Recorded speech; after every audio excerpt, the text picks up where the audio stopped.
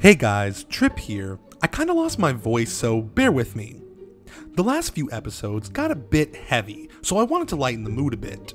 If you've been following the Elder Scrolls Online, you might know there's some buzz about the next expansion being set in the Summerset Isles. A small portion of the Isles was available during the game's launch, and let's just say I was underwhelmed. But with the release of ESO's latest expansion, Morrowind, ZeniMax has shown their willingness to embrace the strange, creative, alien aspects of this universe that made me fall in love with it in the first place. There's never been a better time for them to reveal the Summerset Isles, the most mysterious region of Tamriel. In this episode, I want to talk about the lore for the Altmer, their society and visual themes, and how I hope ZeniMax incorporates these ideas into their expansion. In short, this episode is going to be full of my loftiest hopes and dreams, a best case scenario when it comes to atmosphere and cultural development. So here's what I want to see in a Summerset DLC. Let's start with the visuals. A lot of people disagree with me on this, even now, but I still think ZeniMax dropped the ball when it came to the Altmer's visuals. They live in grey stone hovels, their clothing looks like it was stitched by a sweatshop kid, and their environments, while pretty, were definitely lacking a sense of alien beauty that I was expecting from the oldest and most mysterious land in Tamriel. Now personally, I really want to see a return to the older descriptions of Summerset. Prior to ESO, the Summerset Isles were shrouded in mystery. The most detailed descriptions were from Imperial bureaucrats in the Second Era, whose impressions were bizarre to say the least. Buildings made of insect wings, skyscrapers that refract sunlight and turn the sky into a swirling sea of rainbows. It's some pretty cool shit if you ask me. I really loved this idea of this super advanced magical race living in a beautiful alien landscape with a slightly dark edge to it. For 19 years, people have been drawing artwork based on these unique descriptions. You're looking at some examples now. These images include official concept art, more recent works by former developers, and pure fan art that I think captures the heart of Altmer culture. Since the lore was rebooted in 1998, elves in the Elder Scrolls were portrayed as alien and strange, and the High Elves were no exception. They were designed to be both beautiful and repulsive in everything they do, with a culture that's completely incompatible with that of mankind. In general, the series is good at portraying this visually. You may have noticed that each elven race has a specific visual theme that distinguishes them from humans, all except the Altmer. Well, let's fix that. I always thought the Altmer aesthetics should have more aquatic themes to them. For a race that lives on an island and has arguably the most powerful navy in the world, I think it would fit them. If Dunmer get bugs and Bosmer get leather and bone, the Altmer's theme should be birds, crystals, and sea creatures. I want to see coral weaponry, seashell jewelry, crystalline magicka generators at the heart of each city. I want feathered headdresses. I want semi-organic, multicolored bird creatures used for shipping and transportation. This is what I want for the Altmer. So, we've created a basic visual scheme for the Altmer, but how does their society work? As many of you know, a ton of information was data mined about Summerset shortly after ESO released. Apparently Alinor and the surrounding environs were going to be their own zone at launch, and entire quest lines are described in detail. I'll leave a link to this data mine in the description.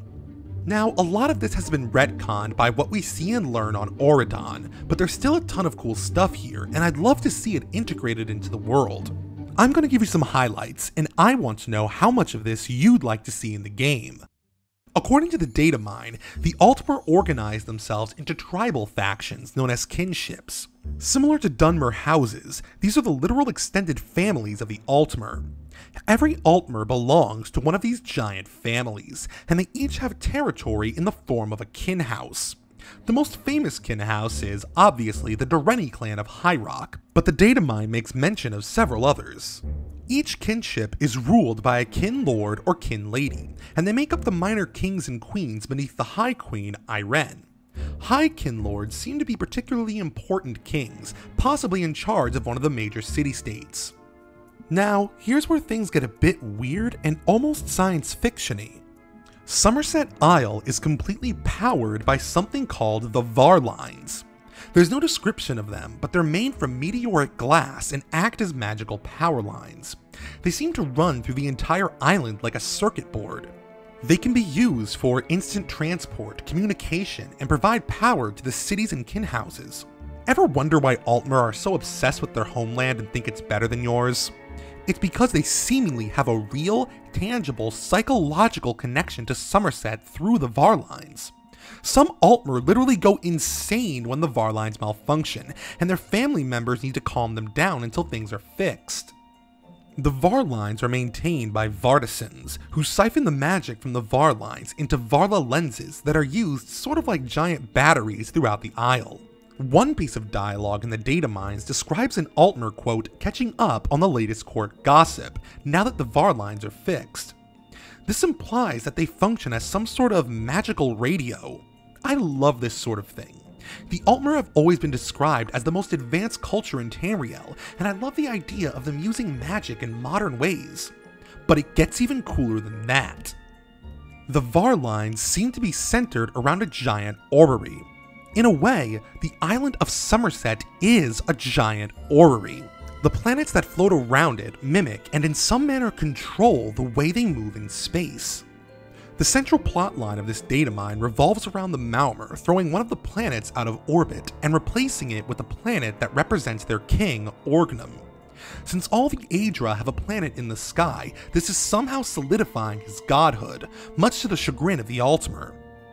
Now, this next bit is directly contradicted by what we see in game, but I feel it's worth mentioning because it's so damn awesome. According to the data mine, the Altmer don't use their own people for petty labor and menial tasks. They literally enslave Daedra to aid them in building and farm work. Discarnates maintain Altmer creations above ground, while Aquiferi seemingly manipulate the groundwater, making it flow wherever it's needed most and ensuring the soil is eternally fertile. These Daedra are kept perpetually enslaved by the VAR lines and go rogue when they malfunction. This right here is exactly what I want to see from the Altmer. This sort of utopian decadence brought about by their obsession with high magic. It's their greatest strength and ultimately their greatest weakness. If you play ESO, you've likely come across the term Battle Reeve. Ever wonder what it means? Well, according to the data mine, Battle Reeves are Altmer soldiers who have served for at least 400 years. You may think this conflicts with ESO's own statement that elves live for only 300 years, but this information was created before the game released, so the details may have changed. Alternatively, there are countless examples of elves living longer than 300 years in the lore, so perhaps these are just incredibly healthy, physically perfect Altmer. Now, we all know the average high elf isn't physically imposing, but imagine an Altmer who's been honing his skills for over 400 years and is still in prime physical condition. I would love to see one of these guys in action. This brings me to my last point. The Altmer are under constant assault by the Slode and the Malmer. Ever wonder why Altmer are so xenophobic? It's because they've been fighting a three-sided war against foreigners since the dawn of time. Granted, this was already known, but reading about it firsthand was as interesting as it was bizarre. The Malmer apparently use sea-to-land vehicles that tear through the earth and defile the land. They use infernal machines, possibly granted by the Slode, to fling diseased corpses onto shore. This is how the Altmer live, and it explains so much about their mindset. Like I said, I have no idea how much of this is still canon, but everything I mentioned here was invented by ZeniMax. They have the power to make Altmer interesting, to turn them from generic high elves to something unique and fascinating. If ESO can deliver on this, then they can count me as a fan. But yeah, that was just something that was on my mind.